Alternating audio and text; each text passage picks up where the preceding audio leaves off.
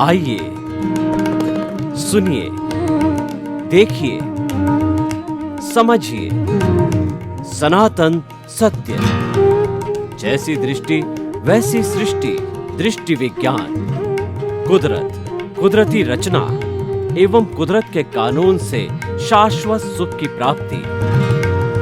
जोधपुर के परम पूज्य महात्मा उपासक प्रोफेसर डॉक्टर सोहन राज तातेड़ के निर्देशन में सनातन सत्य। जैसी दृष्टि वैसी सृष्टि, दृष्टि विज्ञान।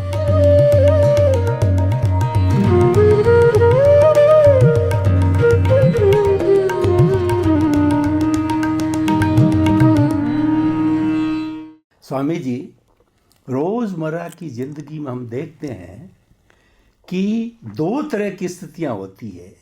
एक व्यक्ति या एक लड़का या एक पति बहुत कमा कर देता है और दूसरा थोड़ा देता है या मात्र मीठे शब्द बोलता है, यानी दोनों का कंट्रीब्यूशन का रेशियो 10 और 90 है, फिर भी 10% वाला अच्छा लगता है। ये जो अच्छा होते हुए भी बुरा लगता है और व्यक्ति काम करते हुए भी उसको यश नहीं मिलता है, ये जैसा कि कर्म सिद्धांत की हम बात करते हैं, तो ऐसा कौन सा कर्म है, कौन से कर्म का बंधन किया और ये जीवन भर चलता रहता है? कृपया वो कर्म क्या है, किस कर्म की वजह से होता है, वो कर्म क्यों बनता है और उस कर्म को छूटने का क्या कारण है, थोड़ा विस्तार से खोल के बताइए। ज्ञान आवरण और दर्शन आवरण। और दर्शन किसको कहते हैं वो बताया था हमने कि कुदरत, कुदरती कानून और कुदरती रचना तीनों को समझना उसका नाम है दर्शन। वो नहीं समझना उसका नाम है मिथ्या दर्शन। तीसरा कर्म है मोहनीय कर्म। मोहनीय कर्म का मतलब होता है आत्मा के अलावा मन वचन काया सहित, इंद्रिया सहित दुनिया की कोई भी चीज, वस्तु या व्यक्ति में सुख मानना, इसका नाम है मोहनीय कर्म। मोहनीय कर्म का मतलब होता है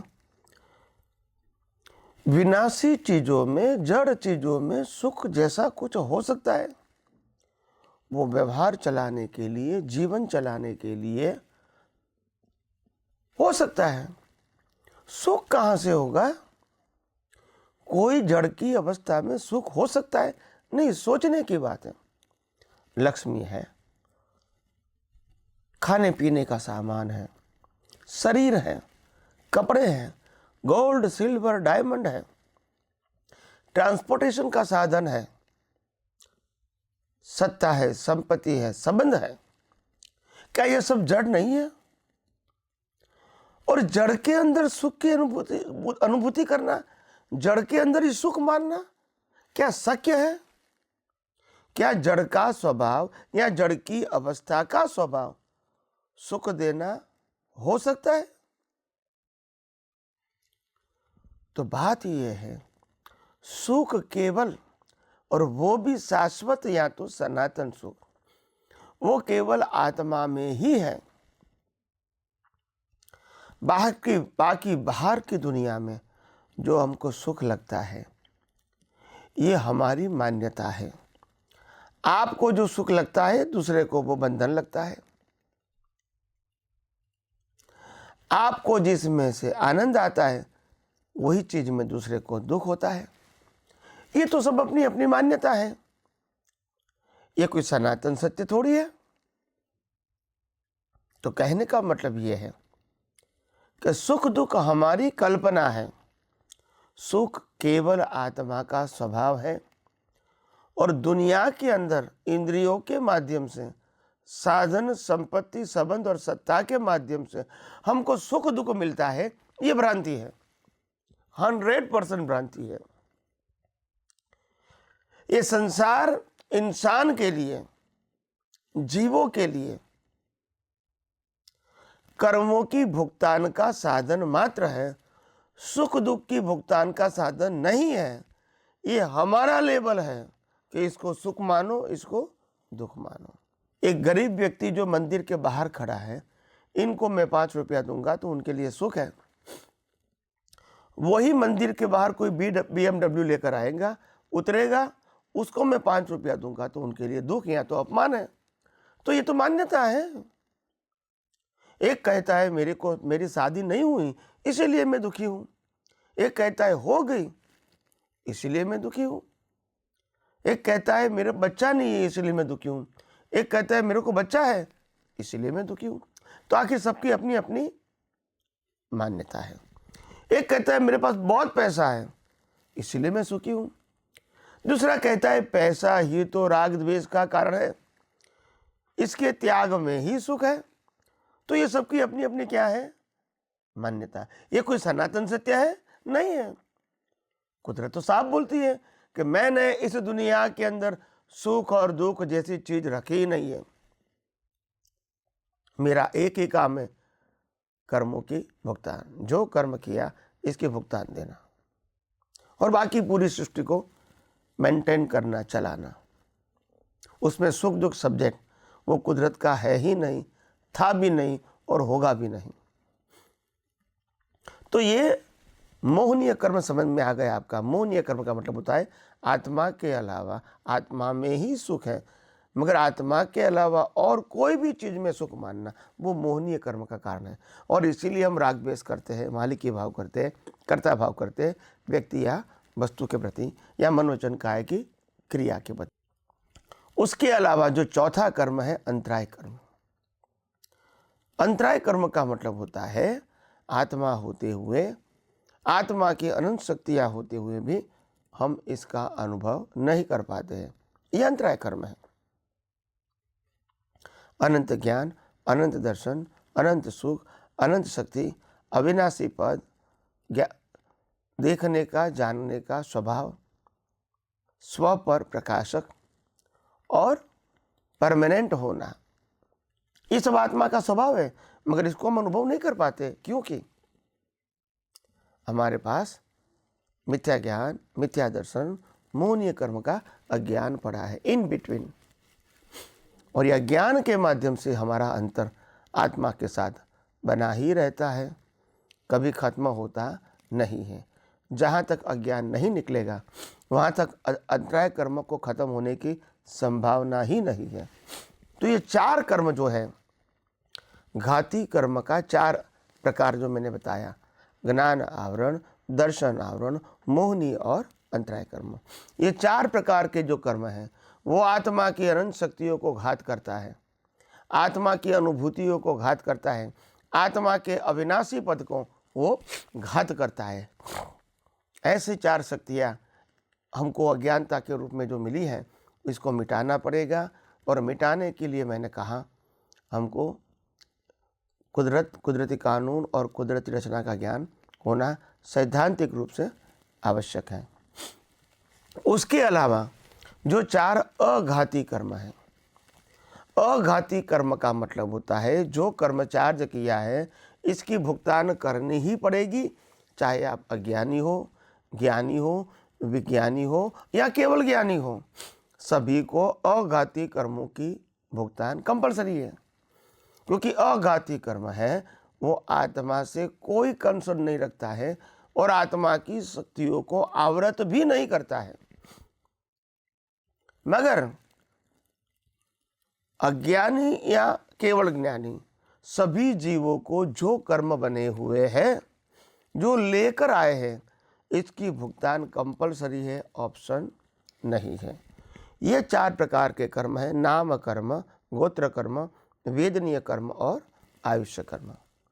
तो सबसे पहले नाम कर्म, जो बिगिनिंग में प्रश्न उठा कि भाई नाम कर्म का मतलब क्या है,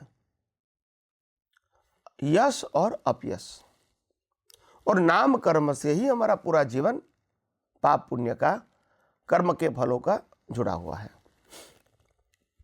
तो ये जो नाम कर्म है, अगर मेरा नाम कर्म इस अवस्था में अच्छा है तो लोग मेरी प्रशंसा करेंगे, मेरे को रिस्पेक्ट देंगे। ये यश नाम कर्म का प्रभाव है। और अगर अपयश नाम कर्म होगा, मैं कुछ भी करूंगा मगर लोग मेरी टीका ही करेंगे। तो इसीलिए नाम कर्म का मतलब होता है टाइटल ऑफ बॉडी, और वही टाइटल से हम अपना जीवन जी सकते हैं। प्रकृति को टाइटल होता है, आत्मा का टाइटल नहीं होता है। तो ये नाम कर्म है, उनकी बहुत सारी ब्रांचेस जैन धर्म में बताई गई है, हमको डिटेल में बहुत जानने की आवश्यकता नहीं है। दूसरा नाम है गोत्र कर्म। ये गोत्र कर्म शब्द बहुत बड़ी चीज़ है, लोग समझते नहीं है। लोग कहते हैं जैन गोत्र, वैष्णव गोत्र, शिव गोत्र, स्वामीनारायण गोत्र, ऐसा नहीं है। गोत्र कर्म is connected with your development. ये रैंडम नहीं है शब्द, ये चार्ज डिस्चार्ज की बात नहीं है, डेवलपमेंट से जुड़ा हुआ शब्द है। अगर नीच गोत्र मिल जाएंगे तो आपको इसी प्रकार के भुगतान करनी पड़ेगी, सहन करना पड़ेगा, आप आगे का सोच भी नहीं पाओगे। और उच्च गोत्र मिला है तो बचपन से ही शिक्षा, संस्कार, एजुकेशन, धर्म सब मिल जाता है, तो अपने आप वो अच्छी बातें करना, सोचना, बोलना ये हो जाता है, अच्छे भाव करना ये हो जाता है। तो ये गोत्र कर्म की वजह से, गोत्र कर्म खास करके डेवलपमेंट के साथ जुड़ा है। तीसरा कर्म है वेदनीय कर्म। वेदनीय का मतलब होता है भुगतान करना, इंग्लिश में इसको कहते हैं सफरिंग। वो उसका दो प्रकार है, साता वेदनीय और असाता वेदनीय।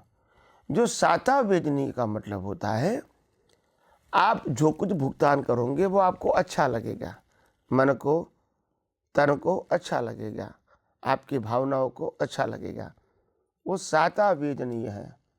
असाता वेदनीय का मतलब होता है नापसंद, विचारों के रूप में, भाषा के रूप में, वर्तन के रूप में जो नापसंद है वो असाता वेदनीय कर्म है, और पसंद है वो साता वेदनीय है। तो ऐसे दो प्रकार के कर्म साता और असाता है, जिनको हम सामान्य भाषा में पाप पुण्य के कर्म कहते हैं। तो ये जो तीसरा कर्म है वो साता वेदनीय, असाता वेदनीय यानी वेदनीय कर्म है। और चौथा कर्म है आयुष्य कर्म, जिसके साथ हमारा जीवन की बिगिनिंग और एंड जुड़ा हुआ है, इनके बीच हमारा जीवन होता है। और वायुष्य कर्म हमारे श्वासोश्वास के साथ जुड़ा है, और हमारा श्वासोश्वास हमारे कर्मों की भुगतान की जो समय रेखा है उनमें जितने ब्रीथ लेते हैं उसके मुताबिक total number of breath is equal to आयुष्य कर्म।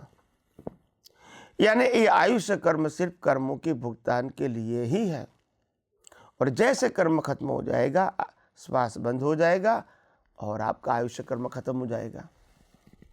यानी ये चार प्रकार के जो कर्म है, नाम कर्म, गोत्र कर्म, वेदनीय कर्म, आयुष्य कर्म, ये चार प्रकार के कर्मों से केवल ज्ञान से, आत्मा से कोई मतलब नहीं है, मगर ये मन वचन काया से भुगतान करने के कर्म है, और वो कंपलसरी है, उसमें ऑप्शन नहीं है, वो अपने आप खत्म होता है कुदरती रचना के मुताबिक, कुदरती कानून के मुताबिक।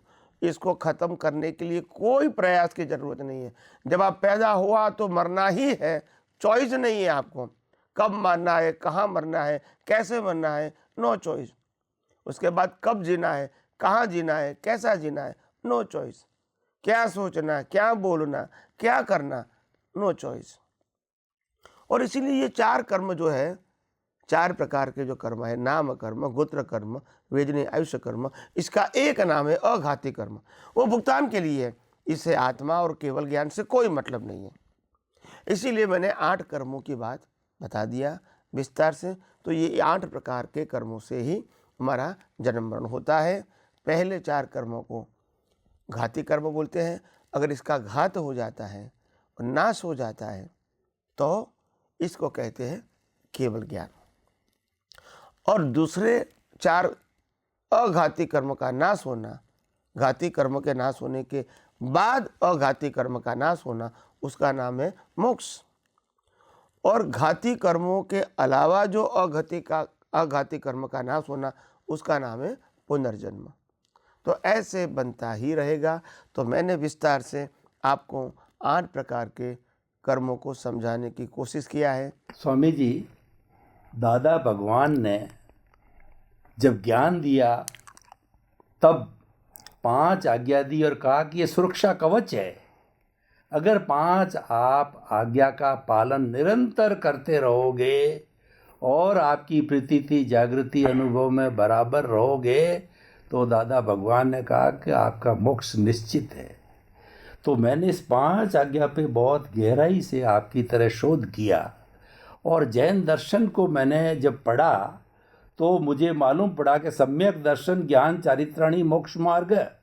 सम्यक दर्शन के हमारे जो जैन दर्शन के अंदर मोक्ष के 4 मार्ग बताए, सम्यक दर्शन, सम्यक ज्ञान, सम्यक चारित्र और सम्यक तप। यानी फिर मैंने इसको 5 आज्ञा मैंने देखा कि कैसे 5 आज्ञा जो है इनसे मेल खाती है।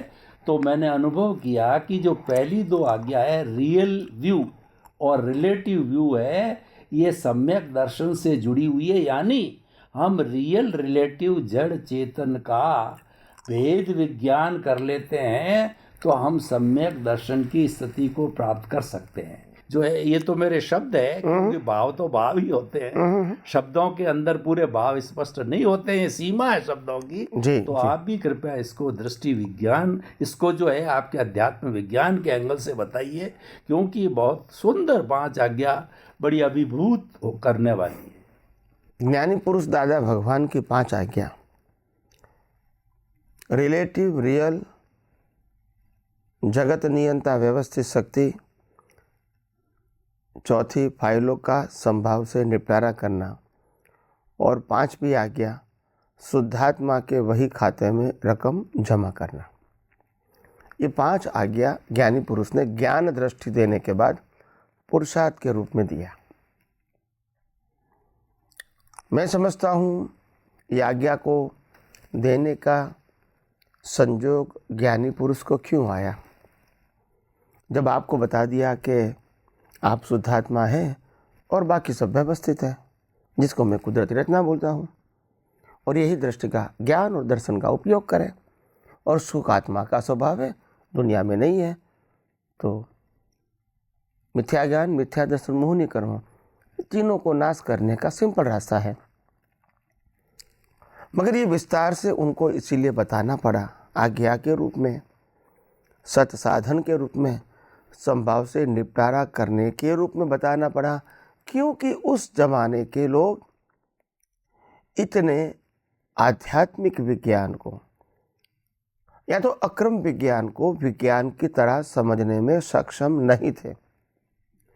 उन्होंने प्रयोग भी किया, बताने की कोशिश भी किया, मगर लोगों को धीरे धीरे इसमें से इंटरेस्ट उठने लगा। फिर वो समझ गए कि ये मैं इस प्रकार से बात करूँगा विज्ञान की अकेली, तो ये लोग नहीं समझ पाएंगे और मैं जो बताना चाहता हूँ वो नहीं पा सकेंगे, तो मेरे को अभी और नीचे आना पड़ेगा। और इसीलिए उन्होंने फिर ये ज्ञान विधि का भी प्रयोग रखा, आज्ञा धर्म का भी प्रयोग रखा, सत साधनों का भी प्रयोग रखा। ये तीनों प्रयोग मुख्यत्वे है। सत साधन में सब कुछ आ गया, सभी प्रकार की क्रियाएं आ गई। तो ये क्यों करना पड़ा? क्योंकि उसको मालूम है कि विज्ञान नहीं समझेंगे तो कम से कम जितना विज्ञान समझे उसके अलावा अगर ये सत साधन करेंगे तो जो धर्मों के अंदर जो कर्म का सिद्धांत है कि पुण्य बनेगा, और प्रतिक्रमण करेंगे, माफी मांगेंगे तो उनका भी तो लाभ मिलेगा, धर्म में भी मिलता है। तो इस प्रकार से उन्होंने ये बातें बताई। तो मेरा ऐसा स्पष्ट मानना है कि विज्ञान और क्रिया का पुरुषार्थ दोनों साथ में नहीं चलेगा, नहीं तो विज्ञान समझ में नहीं आएगा। अगर आप सत साधन को जो क्रिया से होता है, अगर आप इसको पुरुषार्थ मानोगे तो फिर विज्ञान नहीं समझ में आएगा, क्योंकि विज्ञान सिद्धांतों के ऊपर आधारित है और सिद्धांत दृष्टि से उपयोग करना है, और मन वचन काया की अवस्था मात्र कुदरती रचना है, और फिर आप उसमें पुरुषार्थ शब्द जोड़ दोगे तो विज्ञान समझ में नहीं आएगा।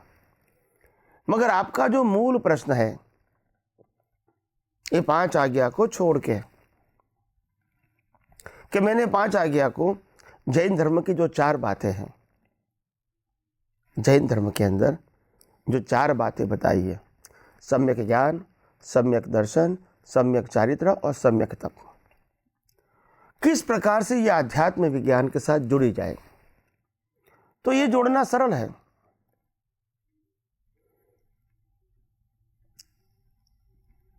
कैसे सरल है? सम्यक ज्ञान का मतलब होता है मैं कौन हूँ, वो लक्ष्य में रखने का है, यानी मैं चेतन हूँ, मैं अविनाशी हूँ, स्व पर प्रकाशक मेरा स्वभाव है, और अनंत ज्ञान, अनंत दर्शन, अनंत सुख, अनंत शक्ति जैसी बहुत सारी शक्तियाँ शाश्वत रूप में मेरे अंदर इनबिल्ट है, और इसीलिए उसको पाने की या खोने की बात नहीं है। तो ये मैं हूँ, ये सम्यक ज्ञान हो गया। सम्यक दर्शन का मतलब क्या है? ये जो मेरा मन वचन काया है और ये 5 इंद्रियों से अनुभव में आती पूरी सृष्टि, अगर मैं उसको कुदरत, कुदरती कानून और कुदरती रचना के रूप में देखूंगा, तो वही, इसी से ही तो राग द्वेष नहीं बनेंगे। यही तो वितराग दृष्टि है, यही तो देहाध्यास को खत्म करने का रास्ता है, जो श्रीमद् राजचंद्र जी ने बताया, छूटे देहाध्यास तो नहीं करता तू कर्म, नहीं भोगता तू तेहनो, एज धर्मनो मर्म। यानी देहाध्यास छोड़ने की बात भी उन्होंने तो कहा है, और वही धर्म का मर्म बताया।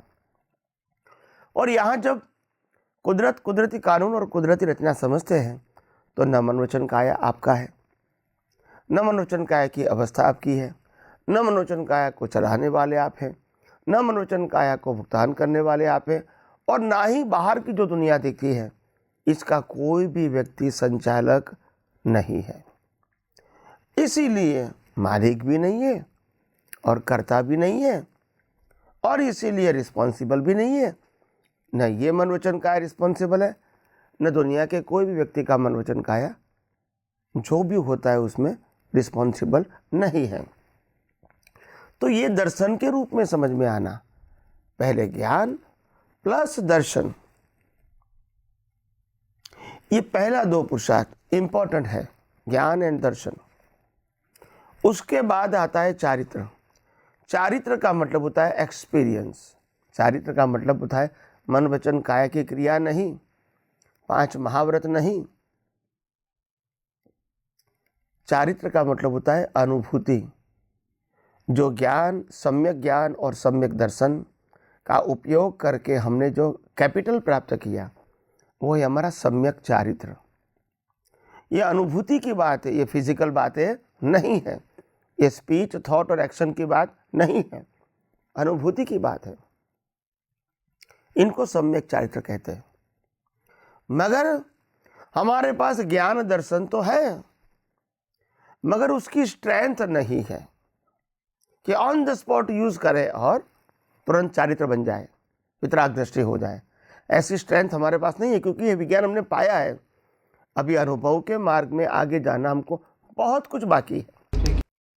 तो इसीलिए अगर एक संयोग के अंदर जो बाह्य संयोग है, जो मन वचन काया से जुड़ा हुआ है, वो संयोग में शुद्ध ज्ञान और शुद्ध दर्शन का उपयोग करने का जो प्रयोग है, वो प्रयोग जितना लंबा है, इसको कहते हैं तप। यानी कोई व्यक्ति ने आपका प्रकृति का अपमान कर दिया, और ये प्रकृति का अपमान करने के बाद प्रतिष्ठित आत्मा, उसके अंदर शुद्ध आत्मा देखना, और उनके मन वचन काया और ये मन वचन काया को कुदरती रचना देखने में समय लगा दिया, 5 मिनट, 25 मिनट, 1 घंटा, 2 घंटा, 5 घंटा। बाद में एक्सेप्ट किया कि नहीं, कुदरती रचना है। तो जो 5 घंटे का समय है, इसको आध्यात्म विज्ञान में तप बोलते हैं। क्या बोलते हैं? तप, सम्यक तप। यानी सम्यक शब्द आत्मा के साथ जुड़ा है और केवल तप शब्द क्रिया के साथ जुड़ा है। अगर आप सम्यक नहीं कहो, ज्ञान दर्शन कहोगे, तो वो रिलेटिव सत्य होगा, वो प्रकृति के साथ होगा। और चारित्र सम्यक नहीं कहोगे तो ये प्राकृतिक चारित्र होगा। और सम्यक तप नहीं कहोगे, सिर्फ तप कहोगे, तो प्रकृति का तप रहेगा। तो ये खास ध्यान रखो, ज्ञान दर्शन चारित्र और तप ऐसा शब्द उपयोग करोगे तो वो रिलेटिव सत्य है। सम्यक ज्ञान, सम्यक दर्शन, सम्यक चारित्र, सम्यक तप, वो आत्मा से जुड़ा है, मुक्ति से जुड़ा है। और तप शब्द में क्रिया नहीं है। तप शब्द में यही सम्यक ज्ञान, सम्यक दर्शन का एप्लीकेशन करके 100% एक्सेप्ट करना, उनका जो समय है, इस समय को कहते हैं आध्यात्म विज्ञान में तप। यही सम्यक ज्ञान, सम्यक दर्शन, सम्यक चारित्र, सम्यक ज्ञान दर्शन चारित्राणी मोक्ष मार्ग, तो यही मुक्ति का मार्ग भगवान महावीर ने भी बताया है और जैन शास्त्रों में भी लिखा गया है। तो आइए हम सब यही विज्ञान को और गौर से समझने की कोशिश करें और अपना ज्ञान और दर्शन विशाल और सैद्धांतिक बनाएं।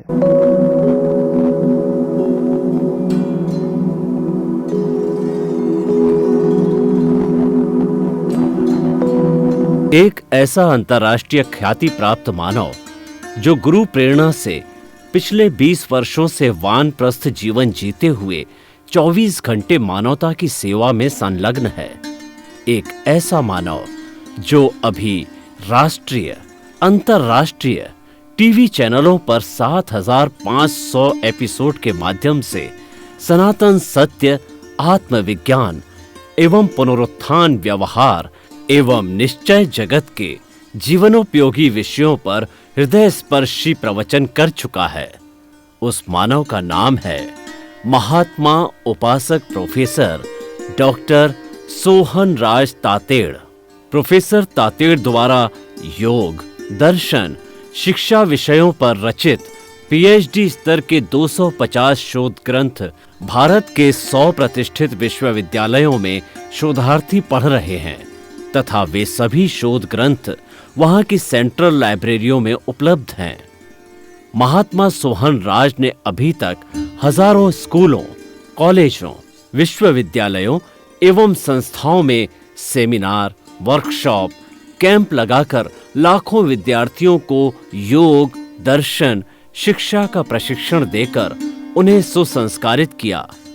डॉक्टर तातेड़ ने भारतीय संस्कृति उत्थान के 4000 से अधिक समसामयिक विषयों पर आर्टिकल लिखकर ऑनलाइन जर्नल, पत्रिकाओं, वेबसाइट्स पर प्रकाशित किया, जिसका उपयोग लाखों पाठक कर रहे हैं।